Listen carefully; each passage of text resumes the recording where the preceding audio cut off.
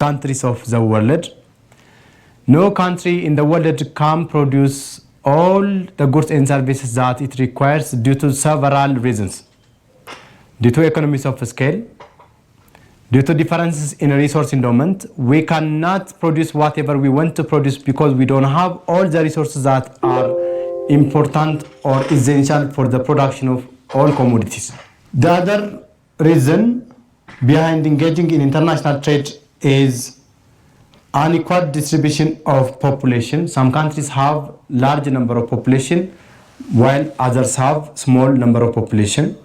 So this difference in the number of population leads to difference in the labor force. So it leads to international trade. The other reason behind engaging in international trade is unequal distribution of capital. Some countries are rich in capital and some countries are poor. So it leads to international trade. And the difference in technology or unequal distribution of technology leads to international trade. When we see the benefits of international trade, behind engaging international trade, we can get variety of goods. If there is no international trade, it's difficult to get all the goods that we need to survive. So variety of goods is the benefits of international trade. Access of raw material and specialized goods is another benefit of international trade. Specialization and division of labor. Competition, if there is competition, there is cheap goods or goods became cheaper. Optimum allocation of resources, surplus production, and possibility of economic development are the benefits of international trade. There are two bases of international trade called absolute advantage and comparative advantage. A nation is said to have an absolute advantage in production of a particular commodity if that country can produce the product at the least cost than any other country. Remember here, producing a product at large quantity is not a guarantee for the existence of absolute advantage. For example, the Americans do have the capital, but they cannot produce coffee. Why? Because it requires higher cost of production. That is the reason why they cannot produce coffee. So a country has an absolute advantage if it can produce the product at the least cost than any other country. Countries enjoy with an absolute advantage if that country is the sole producer of something, or if a country can produce a product due to climate, natural resource, and level of technology or economies of scale. For example, due to the natural resource, South Africa has an absolute advantage in production of diamond. Since we don't have diamond, we cannot have an absolute advantage in production of diamond. This is due to the natural resource, the gift of nature, the country can enjoy with an absolute advantage. In terms of climate, some countries have good climates that enables them to produce more of agricultural commodities. Hence, they will become sole producer, or they will be the one who can produce the product at the least cost than any other country. In this case, the country has an absolute advantage. Comparative advantage. A country is said to have a comparative advantage in production of a particular commodity if it can produce and export those commodities that it cannot produce more efficiently, and by importing those commodities that it cannot produce more efficiently. Comparative advantage is a theory of international trade that is proposed by David Ricardo, and absolute advantage is a theory of international trade that was proposed by Adam Smith. The comparative advantage states that even though countries do not have an absolute advantage in production of a particular commodity, still they can benefit from international trade. For example, Ethiopia has no absolute advantage in production of any commodity. But Ethiopia still can benefit from international trade by producing and exporting those commodities that she can export, and by importing those commodities that Ethiopia cannot produce efficiently. For example, let's take rice and jeans trouser.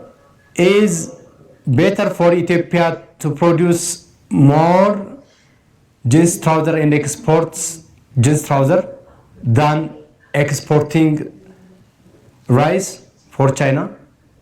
Or is it better to import more trouser and export rice? Because we do have good climates for rice production, Ethiopia has better to engage in production of rice and export production of rice. And since our technology is too backward, we have better to import trouser from China or abroad. So this leads to the comparative advantage.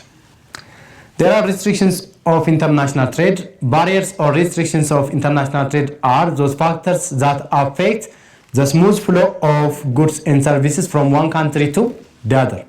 These restrictions of international trade are mainly targeted to protect domestic economics from unfair foreign competition. And the other reason behind imposing restrictions or barriers in international trade is these barriers or restrictions can serve as a source of revenue for the government in the form of tax. Let's see the major barriers of international trade called tariff, currency devaluation, and quota. Tariff is a tax that is imposed by the government on goods imported or exported.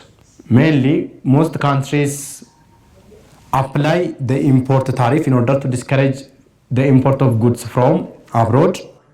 And this tariff is expected to reduce import of a nation.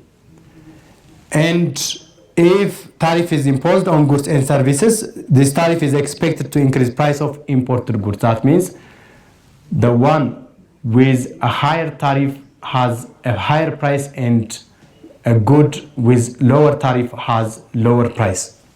Let's see the basis of imposing tariff called specific tariff, ad valorem, and compounded tariff. Specific tariff is a tariff that is imposed based on the quantity, physical quantity of goods imported or exported in terms of number. But the ad valorem tariff is a tariff that is imposed based on monetary value of goods or the worth of goods imported or exported. For example, in a specific tariff, the tariff imposed on a container of gold and a container of cotton is the same. But in ad valorem tariff, the tariff that is imposed on a container of gold is higher than a tariff that is imposed on a container of cotton, because the worth of the gold is higher than the worth of cotton. Compound tariff is a combination of both tariffs, specific and ad valorem tariff. That means government imposes by using the quantity or the number of goods imported, and at the same time it is based on the value or the worth of goods imported or exported. The other restriction of international trade is quota. Quota is a quantitative limitation or restriction of goods imported or exported. The third restriction of international trade is devaluating currency. Currency devaluation is an administrative reduction in the price or the worth of a nation's currency in terms of other nation's currency. For instance, if once upon a time, if once one USD was converted for 10 Ethiopian birr, now if one USD is converted for 20 Ethiopian birr, in terms of USD, the Ethiopian birr is devalued. That means it is losing its value. But there is a reason behind devaluing a nation's currency. For example, once upon a time, the one Ethiopian USD was converted for 2.07 Ethiopian birr during Derg for quite a long period of time. But now one USD is converted for around 38 Ethiopian birr. That means the Ethiopian government is devalued the Ethiopian birr. Why does the Ethiopian government devalued the Ethiopian birr? The reason behind devaluing a nation's currency is in order to increase export of a country and in order to reduce import of a country. Now let me show you using numbers. For example, in order to import from abroad, the importer has to buy dollar, and an importer with a capital of 100,000 Ethiopian birr, if the price of 1 USD is 10 birr, an importer with a capital of 100,000 Ethiopian birr can buy 10,000 USD. Now he can buy a worth of 10,000 USD. Now, if the Ethiopian birr is devalued and if 1 USD is converted for 20 Ethiopian birr, the same investor with a capital of 100,000 Ethiopian birr can buy only 5,000 USD. Now he can import half of the commodity that he can import before. So the major reason behind devaluing a nation's currency is in order to reduce import and in order to increase export of a country. Now let me show you how one can increase export of a country. When you export, you get dollar, and an exporter, suppose an exporter gets 10,000 USD from export of a commodity. Now, if 1 USD is converted for 10 Ethiopian birr, then an exporter with a worth of 10,000 USD can convert with 100,000 Ethiopian birr. Now, this importer can export a worth of 100,000 Ethiopian birr. Now, if the Ethiopian birr is devalued and if 1 USD is converted for 20 birr, the same exporter with a capital of 10,000 USD can convert this dollar with 200,000 Ethiopian birr. That means he can export double of the value of export that he can export before. So the primary reason behind devaluing a nation's currency is in order to reduce import and in order to increase export of a country. So this currency devaluation is one way of restricting trades in international trade. And this currency devaluation is expected to reduce import of a nation, and it is also expected to increase price of imported goods. Now let's see the mode of payment in foreign trade. Bill of exchange or drafts is an order in a written form by a creditor or exporter to a debtor or importer signed by the exporter, requiring the person to whom it is addressed, debtor, to pay either on demand or at a fixed date or at a definite future time a certain sum of money to the person or bank named on the bill.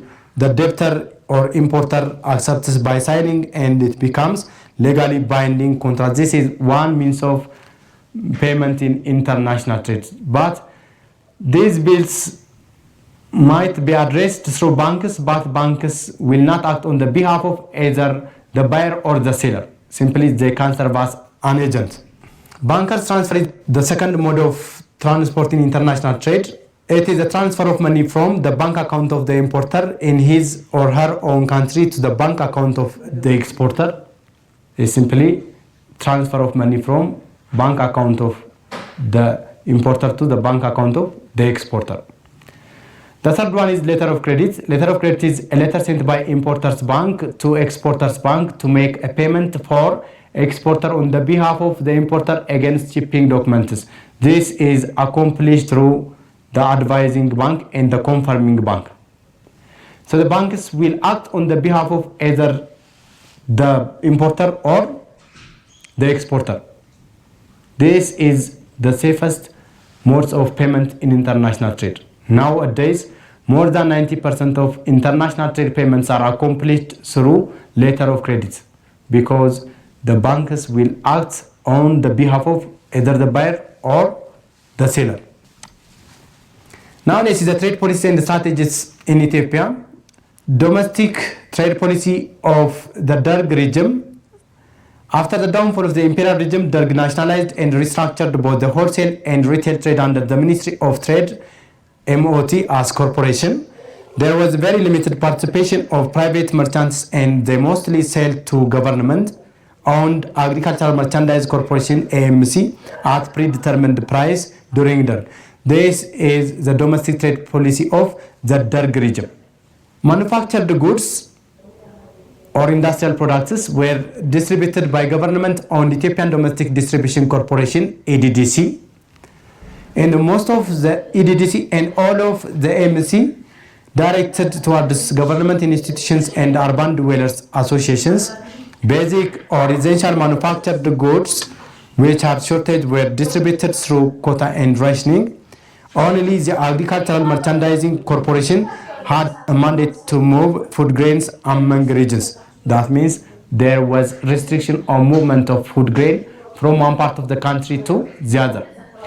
This restriction on movement of food grain from one part of the country to